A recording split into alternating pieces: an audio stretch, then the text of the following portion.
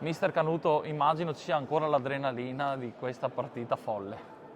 Folle a dir poco, è stata un po' confusionaria secondo me e un po' dovuta comunque, l'avversario è stato bravo anche a prenderci un po' alla sprovvista, non ci aspettavamo comunque una squadra che venisse magari a pressarci così alti, un po' noi in difficoltà, magari qualche cambio dovuto anche a un po' di assenze tra turnover e infortuni, siamo un po' decimati le ultime settimane.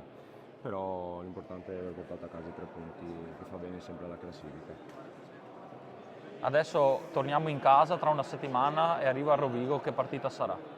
Rovigo è una squadra tosta secondo me, adesso vediamo di prepararla bene in settimana, abbiamo comunque 2 allenamenti dove riusciamo comunque a preparare bene tutte le gare che abbiamo preparato fino adesso e cerchiamo di farci trovare preparati anche per venerdì prossimo. Va bene, grazie mister. Niente.